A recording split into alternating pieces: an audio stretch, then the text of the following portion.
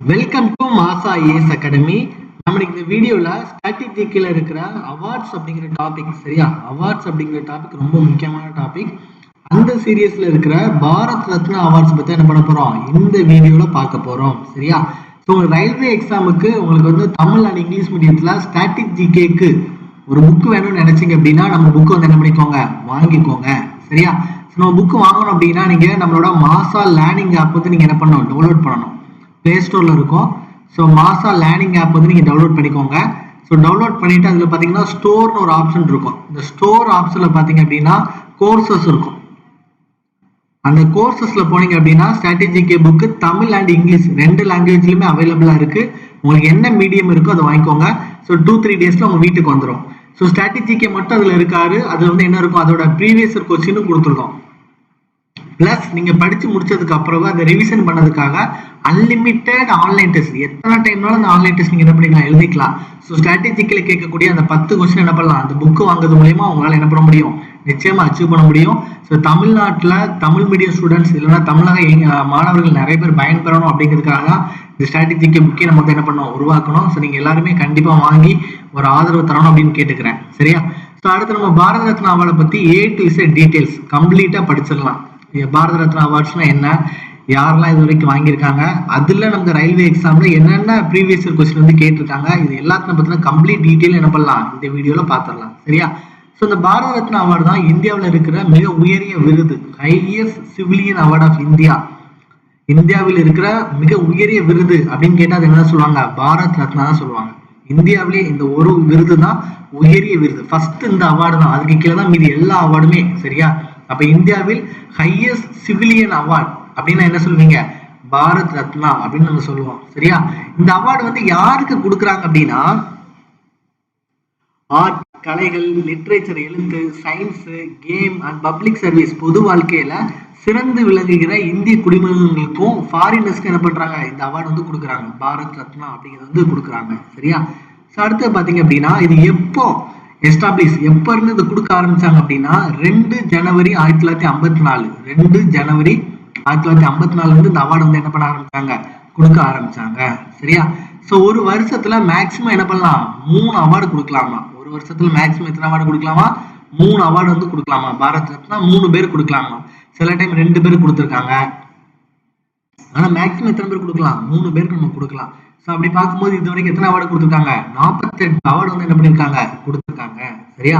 இந்த பாரத் ரத்னா அவார்டு வந்து எப்படி இருக்கும் அப்படின்னா ஒரு அரச மர இலையில, சரியா? அரச மரத்தோட இலையில அந்த மாதிரி இருக்கும். ஒரு அரச மரத்தோட இலையில அந்த தேவநாகரி ஸ்கிரிப்ட் அதுல வந்து எழுதியிருக்கும், சரியா? தேவநாகர ஸ்கிரிப்ட் வந்து என்ன பண்ணியிருப்பாங்க, எழுதியிருப்பாங்க, பாரத் ரத்னா அப்படின்னு எழுதியிருப்பாங்க, சரியா? ஸோ இது கூட எந்த கேஷ் பிரைஸுமே கொடுக்கறது கிடையாது. இது வந்து ஒரு அங்கீகாரமா கொடுக்குறாங்க. இது கூட எந்த ஒரு கேஷ் பிரைஸும் என்ன பண்றது கிடையாது, கொடுக்கறது வந்து கிடையாது. ஆனா இந்த அவார்டை மேக் பண்ணதுக்கே கிட்டத்தட்ட 2,50,000 வெயிட் ஆகும், சரி? இது வந்து ஒரு பிரான்ஸ் மெடல். ஸோ இந்த பிரான்ஸ் வந்து இவங்க மேக் பண்ணதுக்கு, இந்த விருது இருக்குல்ல, இந்த விருதை மேக் பண்ணதுக்கே கிட்டத்தட்ட 2,50,000 ஆகுது, சரியா? ஸோ அடுத்தது பாருங்க, ஃபர்ஸ்ட் ரிசிபியன்ஸ் ஆஃப் பாரத் ரத்னா. முதல்ல யார் வந்து இந்த பாரத் ரத்னா வாங்கினாங்க அப்படின்னா நம்ம வந்து என்ன பண்ணிக்கலாம், RRR அப்படின்னு நம்ம என்ன பண்ணிக்கலாம், ஞாபகம் வச்சுக்கலாம். RRR படம் நமக்கு எல்லாருக்குமே தெரியும். அந்த RRR தான் ஃபர்ஸ்ட் பாரத் ரத்னா என்ன பண்ணாங்க, வாங்கினாங்க. யாரெல்லாம் அப்படின்னா ராதாகிருஷ்ணன், அதான் ஒரு ஆர், ராஜகோபாலாச்சாரி ரெண்டாவது ஆர், CV ராமன் மூணாவது ஆர், அதான் RRR, சரி? அப்ப முதல்ல இந்த பாரத் ரத்னா யார் வாங்கினாங்க, டாக்டர் எஸ் ராதாகிருஷ்ணன் வாங்கினாங்க, ராஜகோபாலாச்சாரி வாங்கினாங்க, அப்புறம் சர் CV ராமன் வாங்கினாங்க, சரியா? சோ அதான் நம்ம தமிழ்லையும் கொடுத்துருக்கோம். பாரத ரத்னா விருதை முதலில் பெற்றவர்கள் ராதாகிருஷ்ணன், ராஜகோபாலாச்சாரி, ராமன், சரியா? முதல் ஃபாரினர், முதல் வெளிநாட்டவர், சரியா? முதல் ஃபாரினர், முதல் வெளிநாட்டவர் எப்போ வாங்குறாரு அப்படின்னா 1987 வருஷம் வாங்குறாரு. அவரோட பேர் வந்து என்ன அப்படின்னா கான் அப்துல் காஃபர் கான்.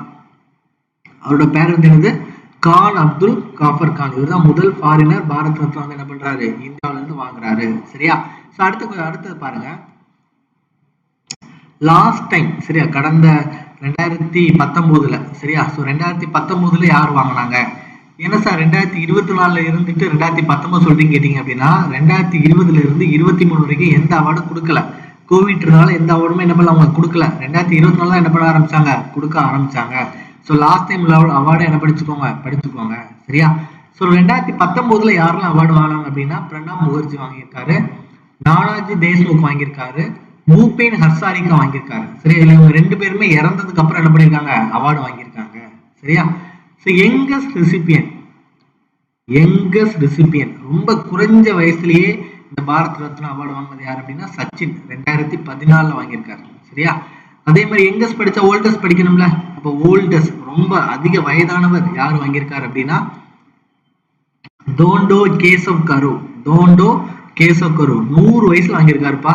எதுக்காக அப்படின்னா அவர் வந்து ஒரு சோசியல் ரிஃபார்மர், ஒரு சமூக சீர்திருத்தவாதி, அதுக்காக கொடுத்துருக்காங்க. சரியா? தோண்டோ கேசவகாரு 100 வயசுல. யங்கஸ்ட் வந்து சச்சின் 40, ஓல்டஸ்ட் வந்து 100 தோண்டோ கேசவகார். சரியா? ரெண்டுமே படிச்சு வச்சுக்கோங்க. சரியா?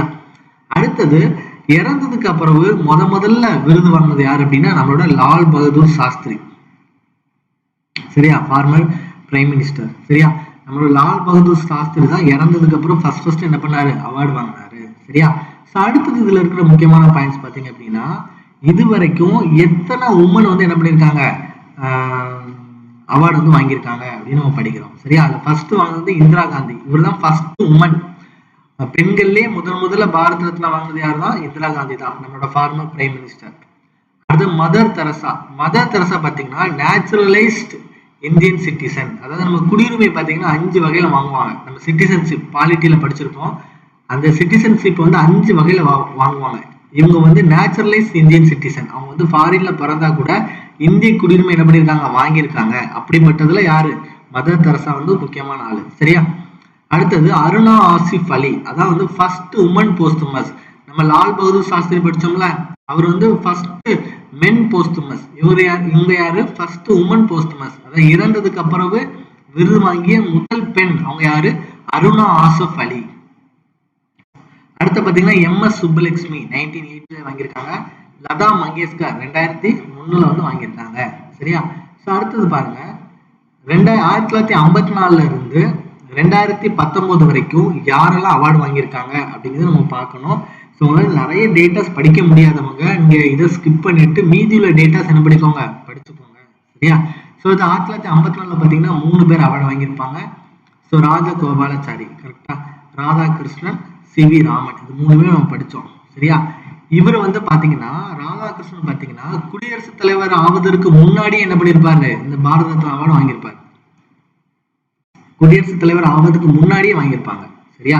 அதே மாதிரி அப்துல் கலாம் ஐயா அவர்களும் குடியரசுத் தலைவர் ஆவதுக்கு முன்னாடி என்ன பண்ணிருப்பாங்க, பாரத ரத்னா அவார்டு வந்து என்ன பண்ணிருப்பாங்க, வாங்கியிருப்பாங்க. சரியா? 55 பாத்தீங்கன்னா டாக்டர் பகவான் தாஸ், டாக்டர் M விஸ்வேஸ்வரய்யா, பண்டிட் ஜவஹர்லால் நேரு, இவங்க 3 பேரும் அவார்டு வாங்குறாங்க. சரியா? 1957 பாத்தீங்கன்னா கோவிந்த் பல்லப்பந்த் ஒரு ஆளுக்கு தான் அவார்டு கொடுக்குறாங்க. 1958 ஒரே ஒரு ஆளுக்கு தான் அவார்டு கொடுக்குறாங்க, தோண்டா கேசவ் கர்வே அப்படின்னு சொல்லிட்டு. சரியா? ஸோ தோண்டா கேசவ் கர்வே தான் யாருக்கு, நமக்கு அந்த 100 வயசுல அவார்டு வாங்கினார்ல அவரு. சரியா? பிடான் சந்திரா ராய், அது வந்து 1961 அவார்டு வாங்குறாரு. சரியா? அடுத்தது புருஷோத்தம் தாஸ் டண்டன். சரியா? அடுத்து டாக்டர் ராஜேந்திர பிரசாத், இந்தியாவோட ஃபர்ஸ்ட் பிரைம் மினிஸ்டர். அவர் வந்து எப்போ வாங்குறாரு, 1962 வாங்குறாரு. இதெல்லாம் ஒரு முக்கியமான டேட்டா தான். ராஜேந்திர பிரசாத் வந்து எப்போ பாரத ரத்னா அவார்டு வாங்கினாரு அப்படின்னு சொல்லி என்ன பண்ணலாம், கொஸ்டின் கேட்கலாம். சரியா?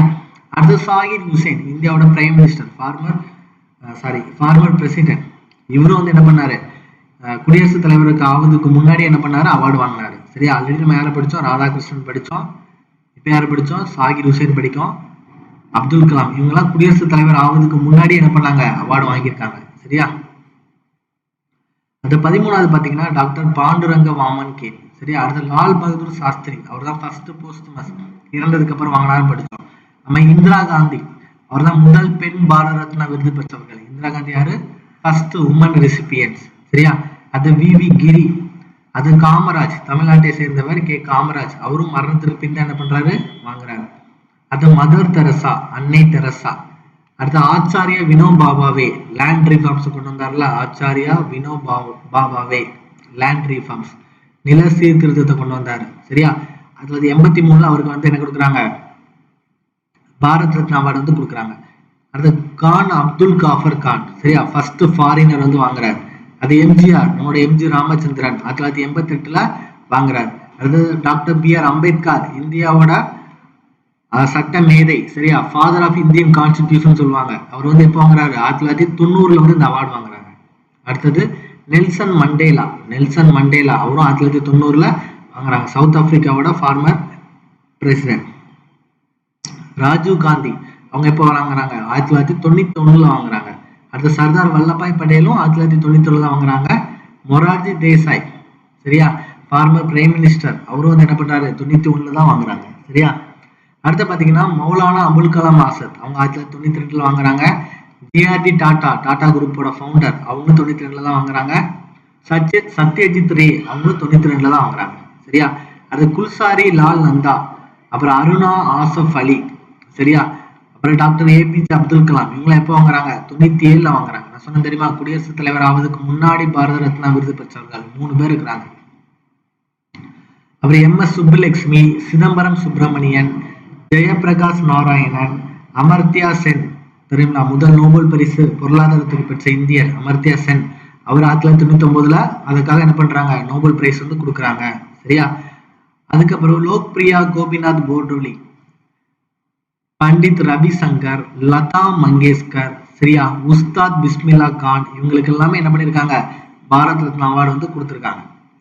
ப்ரொஃபசர் சிஎன்ஆர் ராவ் இவரோட பர்த்டே தான் நேஷனல் டாக்டர்ஸ் டே கொண்டாடுறாங்க. இவரோட பர்த்டே என்ன பண்றாங்க, நேஷனல் டாக்டர்ஸ் டே அப்படின்னு கொண்டாடுறாங்க. 2014 அவருக்கு நோபல் பிரைஸ் கொடுத்துருக்காங்க. அடுத்து சச்சின் டெண்டுல்கர், அவருக்கும் 2014 கொடுத்துருக்காங்க. ஸோ 40 வயசுலேயே ஒரு youngest recipient of Bharat Ratna award வாங்கியிருக்காரு. அது அடல் பிகாரி வாஜ்பாய், மதன் மோகன் மாளவியா இவங்க 2 பேரும் எப்போ வாங்கியிருக்காங்க, 2015ல வாங்கியிருக்காங்க. சரியா, ஸோ 2015ல அவங்க வாங்கியிருக்காங்க. பிரணாப் முகர்ஜி அவங்க வந்து 2019, பூபன் ஹசரிகா, நானாஜி தேஷ்முக் அவங்களாம் வந்து என்ன பண்ணியிருக்காங்க, 2019ல வாங்கியிருக்காங்க. சரியா, ஸோ 2020ல இருந்து 23 வரைக்கும் எந்த விருதுகளும் வழங்கப்படவில்லை. இதுல இந்த 2019 இருக்கு பார்த்தீங்களா, இது நல்லா படிச்சுக்கோங்க. ஏன்னா நம்ம வந்து இப்போ 2024 அவார்டு கொடுத்துருக்காங்க. ஸோ 2019, 2024 இந்த 2 அவார்டும் நல்லா படிச்சுக்கோங்க, ரொம்பவே யூஸ்ஃபுல்லா இருக்கும். சரியா, ஸோ அடுத்தது பாருங்க, பாத்தீங்க அப்படின்னா ஸோ கரண்ட் அஃபேர்ஸ் ரிலேட்டடா 2024ல யாருக்கெல்லாம் பாரத் ரத்னா அவார்டு கிடைச்சது அப்படிங்கிறத பத்தி தான் பார்க்க போறோம். ஸோ 2024ல பாத்தீங்கன்னா 5 பேருக்கு பாரத் ரத்னா அவார்டு வந்து கொடுத்துருக்காங்க. ஸோ கர்பூரி தாக்கூர் சோசியலிஸ்ட், அவர் வந்து ஃபார்மர் சிஎம் ஆஃப் பீகார், அவருக்கு வந்து என்ன பண்ணிருக்காங்க, நம்மளோட பாரத் ரத்னா அவார்டு வந்து கொடுத்துருக்காங்க. ஸோ அதே மாதிரி லால் கிருஷ்ணா அத்வானி அவங்களுக்கும் பாரத் ரத்னா அவார்டு கொடுத்துருக்காங்க, L K Advani. P V. Narasimha Rao former prime minister, அவங்களுக்கும் பாரத் ரத்னா அவார்டு கொடுத்துருக்காங்க. சௌத்ரி சரண் சிங், சரியா, ஸோ அவங்களுக்கும் வந்து என்ன பண்ணியிருக்காங்க, பாரத் ரத்னா அவார்டு கொடுத்துருக்காங்க. ஸோ ஃபார்மர் பிரைம் மினிஸ்டரோட அட்வைசர் அவர். M S. Swaminathan, father of green revolution, பசுமை புரட்சியின் தந்தை, அவங்களுக்கும் என்ன கொடுத்துருக்காங்க, பாரத் ரத்னா அவார்டு வந்து 2024ல கொடுத்துருக்காங்க. ஸோ இது வந்து கரண்ட் அஃபேர்ஸ்ல ரொம்ப முக்கியமான டாபிக். இது வந்து என்ன பண்ணிக்கோங்க, படிச்சுக்கோங்க. ஏன்னா நம்ம 2024 எக்ஸாம்ஸ் நடக்கிறதுனால கண்டிப்பா கேட்பாங்க. ஸோ இப்போ என்ன பண்ண போறோம் அப்படின்னா, அதில் இருக்க ப்ரீவியஸ் கொஸ்டின்ஸ் எல்லாமே படிக்க போறோம். ஸோ உங்களுக்கு இந்த புக்கு கண்டென்ட் நீங்க ஒரே புக்கில் எல்லா ஸ்ட்ராட்டஜிக்கையும் நீங்க படிக்கணும் அப்படின்னு ஆசைப்பட்டீங்க அப்படின்னா, நம்மளோட மாசா லேர்னிங் ஆப் வந்து டவுன்லோட் பண்ணி ஸ்டோர்ல போனீங்கன்னா உங்களுக்கு கோர்சஸ் இருக்கும், பர்ச்சேஸ் பண்ணிக்கோங்க. கம்ப்ளீட்டா இருக்கும். ஒரு 10 மார்க் உங்களுக்கு நிச்சயமா கிடைக்கிறதுக்கு இந்த புக் வந்து உங்களுக்கு ரொம்ப யூஸ்ஃபுல்லா இருக்கும். சரியா, ஸோ அடுத்து பாத்தீங்க அப்படின்னா, which is the highest civilian award present by the government of India. சரியா, இந்தியாவில் வழங்கப்படும் மிக உயரிய சிவிலியன் விருது எது அப்படின்னு சொல்லி கேட்காங்க. ஸோ என்ன அவார்ட், பாரத் ரத்னா அவார்டு. நமக்கு நல்லா தெரியும், பாரத் ரத்னா தான் இந்தியாவில் வழங்கக்கூடிய மிக உயரிய சிவிலியன் விருது. சரியா, ஸோ செகண்ட் கொஸ்டின் பாருங்க,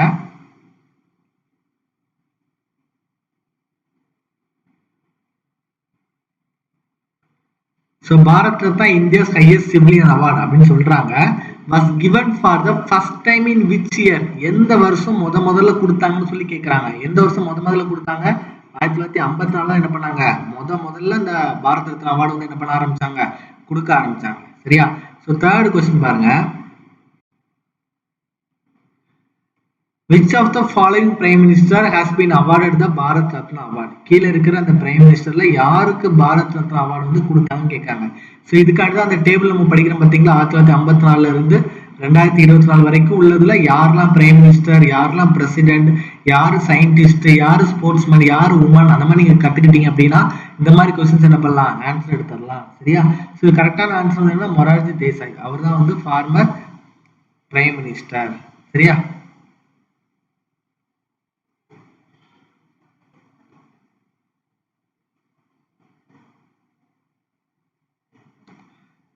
அடுத்த கொஸ்டின் பாருங்க, which of these two dignitaries were awarded the Bharat Ratna award in March 2015? March 2015 யாருக்கு பாரத் ரத்னா அவார்டு கொடுக்கான்னு கேட்காங்க. ஸோ ஃபர்ஸ்ட் ஆப்ஷன் பார்த்தீங்கன்னா அமிதாப் பச்சன் இருக்கு, அவருக்கு இன்னும் பாரத் ரத்னா அவார்டு கொடுக்கவே இல்லை. அப்போ அந்த ஆப்ஷன் வந்து என்னது தப்பு. ரெண்டாவது அப்துல் கலாம். ஸோ அப்துல் கலாம் பார்த்தீங்கன்னா 1997 தான் அவார்டு கொடுத்தாங்க. ஸோ அப்போ இந்த ஆப்ஷன் வந்து என்னது தப்பு. மூணாவதுலேயே அப்துல் கலாம் இருக்குது. ஸோ இது தப்பு. ஸோ நாலாவது பார்த்தீங்கன்னா மதன் மோகன் மால்வியா அண்ட் அடல் பிகாரி வாஜ்பாய், இவங்களுக்கு தான் 2015 அவார்டு கொடுத்தாங்க. ஸோ இந்த ரயில்வே கொஸ்டின் பார்த்தீங்கன்னா 2019 கேட்ட கொஸ்டின். அப்போ 2019 வந்து அவங்க கேட்கும்போது அதுக்கு ப்ரீவியஸராக இருக்கிற 2015 என்ன பண்ணுறாங்க, கொஸ்டின் கேட்குறாங்க. ஸோ இப்போ 2024 நமக்கு எக்ஸாம் நடக்கும்போது அதுக்கு ப்ரீவியஸ் 2019 நிறைய கொஸ்டின் கேட்க சான்ஸ் இருக்கு. அதனால என்ன பண்ணிக்கோங்க, படிச்சுக்கோங்க. சரியா? ஸோ நெக்ஸ்ட் கொஸ்டின் பாருங்க, which former prime minister of India was awarded the Bharat Ratna posthumously? சரியா? ஸோ இறந்ததுக்கு அப்புறம் யாருக்கு வந்து பாரத் ரத்னா அவார்டு கொடுத்தாங்க அப்படின்னு சொல்லி கேட்காங்க. யாரு கொடுத்தாங்க அப்படின்னா ராஜீவ் காந்தி. கீழே இருக்க பிரதமர்ல ராஜீவ் காந்திக்கு தான் இறந்ததுக்கு அப்புறம் என்ன பண்ணாங்க, அவார்டு வந்து கொடுத்தாங்க. சரியா? ஸோ அடுத்தது பாருங்க, next question,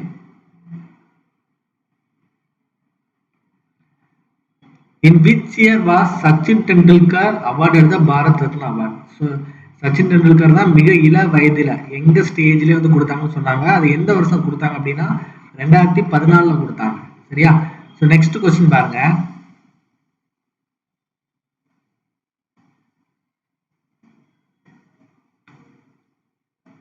in which year did the government of India institute two civilian awards, Bharat Ratna and Padma Vibhushan? So Bharat Ratna and Padma விபூஷனை எப்போ இன்ட்ரடியூஸ் பண்ணா சொல்லி கேட்குறாங்க. எப்போ இன்ட்ரடியூஸ் பண்ணாங்க அப்படின்னா 1954 தான். ரெண்டு அவார்டுமே 1954 தான் கேட்குறாங்க. ஸோ இந்த ஃபர்ஸ்ட் இன்ட்ரடியூஸ் பண்ணாங்க அப்படிங்கிறது 2-3 டைம் வந்து என்ன ஆயிருக்கு, ரிப்பீட் ஆயிருக்கு. ஸோ அதை என்ன பண்ணிக்கோங்க, படிச்சுக்கோங்க. சரியா? இந்த 8வது கொஸ்டின் பார்த்தீங்களா, அதே மாதிரி தான். when was the provision of Bharat Ratna introduced? So Bharat Ratna வந்து 1954 இன்ட்ரடியூஸ் பண்ணாங்க. சரியா? நெக்ஸ்ட் கொஸ்டின் பாருங்க,